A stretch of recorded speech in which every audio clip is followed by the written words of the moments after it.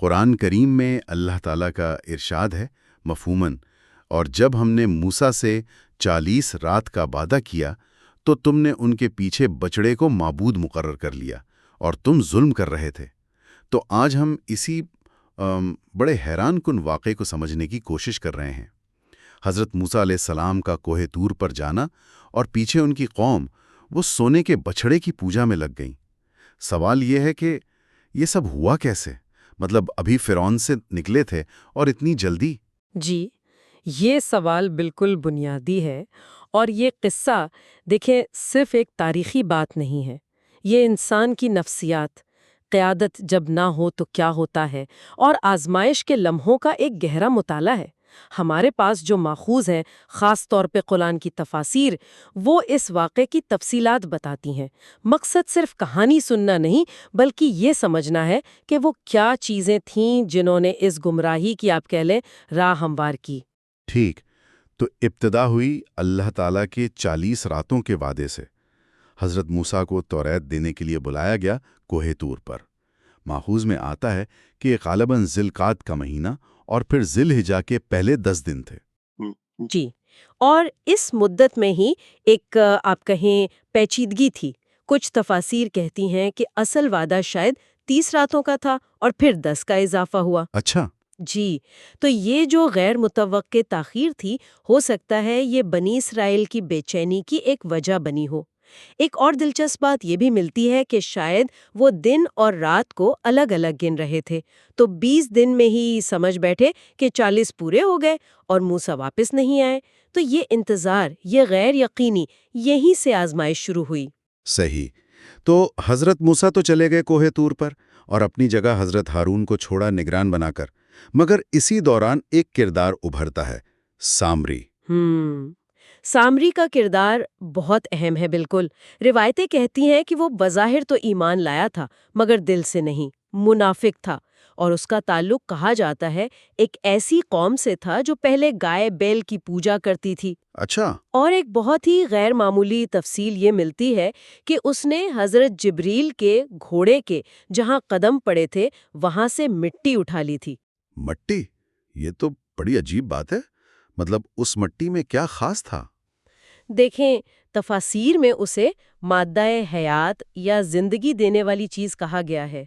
کچھ اسے ایک معجزاتی عنصر سمجھتے ہیں، اللہ کی طرف سے آزمائش۔ کچھ کہتے ہیں یہ سامری کی چالاکی تھی، شاید کوئی خاص قسم کی مٹی یا کوئی شوبدہ بازی۔ اصل بات یہ ہے کہ اس نے اس چیز کو، جو بھی وہ تھی، فتنے کے لیے استعمال کیا۔ پھر بچڑا کیسے بنا؟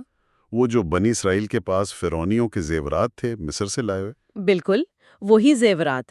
ایک رائے یہ تھی کہ شاید یہ مال ٹھیک نہیں، انہیں دفن کر دینا چاہیے، لیکن سامری نے کچھ روایات کے مطابق وہ سونا خفیہ طور پر اکٹھا کیا، اسے پگھلایا، اچھا، ایک بچڑے کی شکل بنائی، اور پھر وہ مٹی، وہ زندگی والی مٹی اس میں ڈال دی۔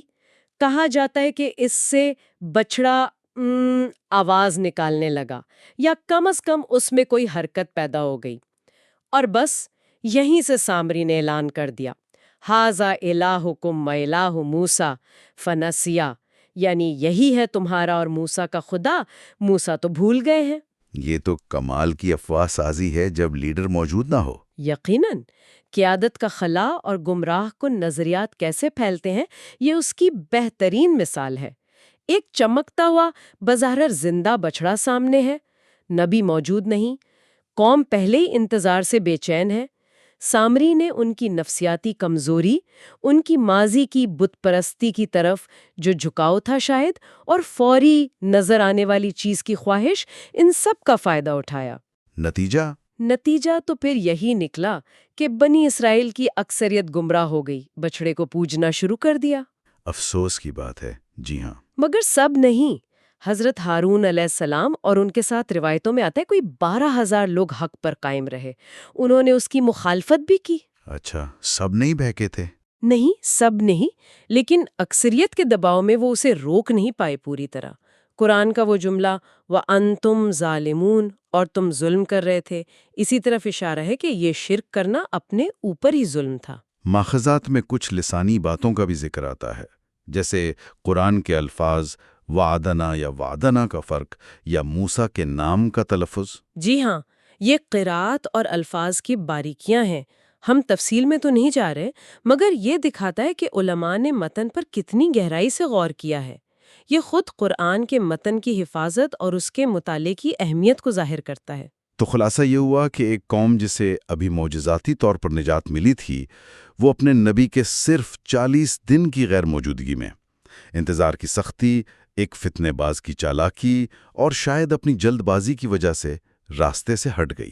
وہ 40 راتیں صرف انتظار نہیں تھیں، وہ ایک بہت بڑا امتحان ثابت ہوئیں۔ بالکل، یہ واقعہ ہمیں سوچنے پر مجبور کرتا ہے کہ اجتماعی طور پر عقیدے کی پختگی کتنی اہم اور بعض اوقات کتنی نازک ہو سکتی ہے، خاص طور پر جب غیر یقینی حالات ہوں، افواہیں ہوں۔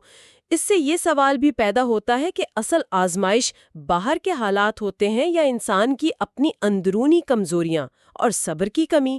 اور سننے والوں کے لیے ایک نقطہ چھوڑ جاتے ہیں، کیا ظاہری قیادت یا رہنمائی کا نہ ہونا ہمیشہ کمزوری یا ناکامی کی علامت ہے، یا یہ افراد اور جماعتوں کے اپنے ایمان، اپنی سمجھ